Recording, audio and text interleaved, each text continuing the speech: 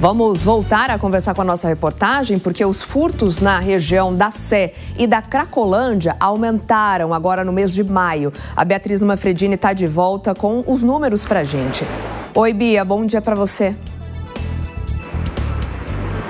Oi, Soraya, bom dia para você também. Oi para todos que nos acompanham mais uma vez. A gente veio até aqui, a antiga Cracolândia, na capital paulista, para falar um pouco desses dados para vocês, e a gente segue com aquelas imagens que temos há pouco mais de um mês por aqui, desde ali o dia 12, 13 de maio, de uma Cracolândia então vazia, né? As pessoas que aqui ficavam, os dependentes químicos, se dispersaram. E desde então, pouco mais de um mês então dessa data, os números de roubos e furtos aqui na região de Campos Elíseos, que é a região da Cracolândia, e também na região da Sé, sofreram um aumento. Isso de acordo com dados da própria Secretaria de Segurança Pública aqui de São Paulo, a que nós tivemos acesso.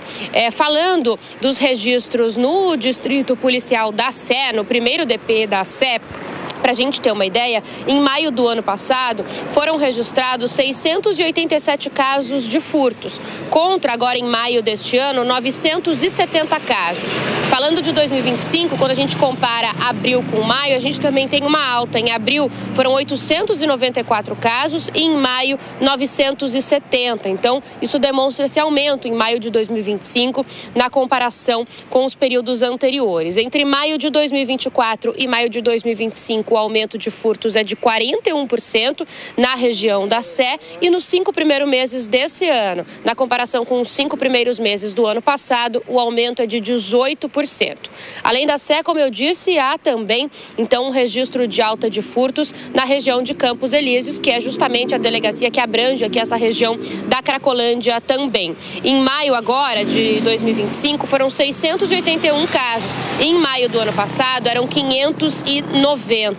Quando a gente faz a comparação também entre maio de 2024 e maio de 2025, então a gente tem um aumento de 15% e também um aumento de 15% nos 5 primeiros meses deste ano na delegacia de Campos Elíseos, na comparação com os 5 primeiros meses do ano passado, de 2024. Então, há um aumento ali de furtos perceptível nessas regiões. Alguns moradores relatam, então, o espalhamento de pessoas com dependência química, também falam em gangue da bicicleta, que passa puxando o celular, que a gente conhece bastante aqui em São Paulo.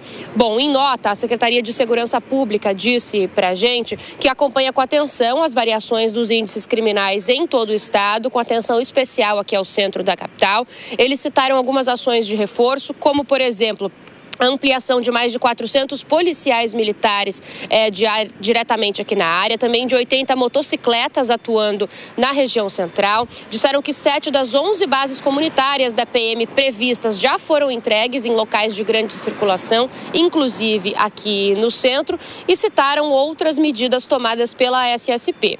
A secretaria disse que, como reflexo direto dessas medidas, os roubos em geral representam uma queda de 21% na área da primeira delegacia seccional, que compreende aqui também o centro de São Paulo, entre janeiro e maio deste ano. Então, eles perceberam uma queda nos roubos, mas os dados ali da SSP, então, mostrando essa alta nos furtos nessa mesma época. A gente também pediu um posicionamento para a Prefeitura de São Paulo, ainda não recebemos resposta, mas claro que o espaço está aberto. Assim que recebermos, a gente retorna também com essas informações por aqui, Soraya. Tá certo, Bia. Obrigada pelas suas informações. Deixa eu chamar aqui os nossos comentaristas para a gente tentar analisar e entender um pouco, né, Beraldo?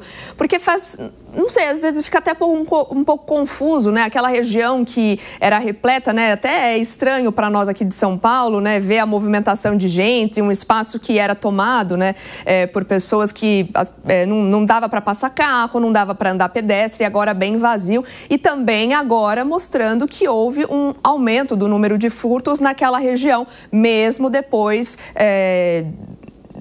daquelas pessoas, daquela população ali serem dispersadas, né? Olha, a situação é a seguinte: a Cracolândia é uma espécie de vitrine desse mundo dos horrores. O mundo inteiro, não é só o Brasil, paga muito caro por não prestar atenção nas doenças mentais. Isso não é vagabundagem, é uma doença já reconhecida pela ONU e tem que ser tratada. A doença não foi tratada porque não pode ser tratada assim. O que tirou de São Paulo foi essa vitrine chamada Cracolândia, que acreditem, senhores, houve uma exportação desse tipo de situação. Hoje, qualquer cidade tem a sua Cracolândia. E mais, cidades pequenas do interior têm a sua mini Cracolândia, para se ter uma ideia.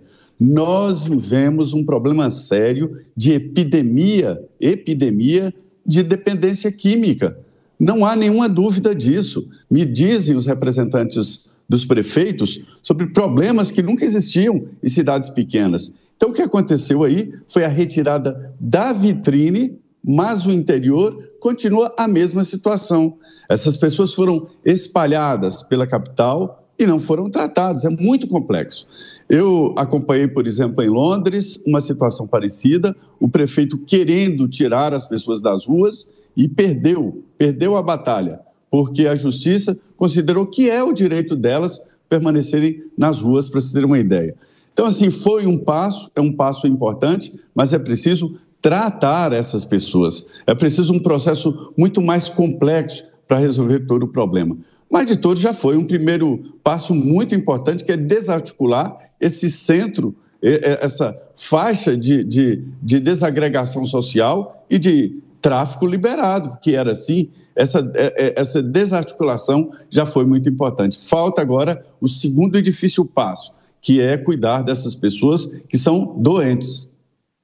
Beraldo, como é que você está vendo tudo isso? O Zé chama atenção aí para que era um espaço liberado, inclusive, para o tráfico, e a gente chegou a ver centenas de reportagens de uma barraquinha em que a pessoa vendia droga ali, o outro ia lá e consumia, enfim. Era isso praticamente o dia inteiro, nesse ponto específico que hoje está liberado de pessoas no centro de São Paulo. Mas tem a questão do espalhamento, né, Beraldo? Pois é, a questão da Cracolândia, Nonato, ela tem um problema gravíssimo, que é justamente a desculpa da questão social desses doentes, dependentes químicos, que passa a justificar a não intervenção da polícia numa área que é dominada pelo tráfico de drogas e pela bandidagem. No entorno de uma Cracolândia, não apenas há o tráfico de drogas, mas também há diversos comércios para receber produtos que são roubados, furtados. Às vezes, pessoas são assassinadas por causa de um celular, por causa de algum bem que estão portando, porque esses que são dependentes químicos e não têm a menor condição de trabalhar, precisam do dinheiro para financiar o seu vício. E aí, esse financiamento vai alimentar os cofres das organizações criminosas. Só que a polícia, ao mesmo tempo, sobretudo em São Paulo, tem sido cada vez mais alvo de militantes de esquerda e de boa parte da imprensa que ficam apontando o dedo para o trabalho que está sendo realizado pelo secretário de Segurança, Guilherme Derrite, pelo delegado-geral Arthur Dian, porque eles estão enfrentando o crime como deve ser enfrentado. Entretanto, vão recebendo uma série de reações negativas porque parece que eles são os malvadões. Ora, eles não são os malvadões. Quem é malvadão, quem causa o mal à sociedade, sobretudo nesse exemplo de São Paulo, é o crime organizado, que precisa ser combatido pelo que ele é. Uma organização criminosa que mantém o Brasil num estado de guerra civil. Assistimos mais cedo a reportagem que mostra que no Rio de Janeiro estão usando drones para eventualmente assassinar os inimigos do tráfico de drogas. Olha, isso é inaceitável, isso é descabido. O Brasil precisa enfrentar o crime organizado de frente. E nesta guerra morrerá muita gente. E nós não podemos lidar, como muitos gostam de lidar com a questão do Hamas contra Israel, que, infelizmente, essa narrativa de que quando se combate o crime se mata inocente é a que prevalece. Não. O crime precisa ser enfrentado, as lideranças precisam ser presas ou eliminadas e os policiais que estão enfrentando o crime da forma que precisam ser protegidos pelo Estado e não acusados da forma como tem feito. Pois é, furtos, roubos, ataques, cada vez episódios mais violentos e a população está cansada e insegura, não aguenta mais tanta violência. Por isso a gente reforça mais uma vez aqui a nossa campanha Chega de Violência. Chega de crime. de assalto, de medo, de impunidade. Chega uma campanha da Jovem Pan contra o crime.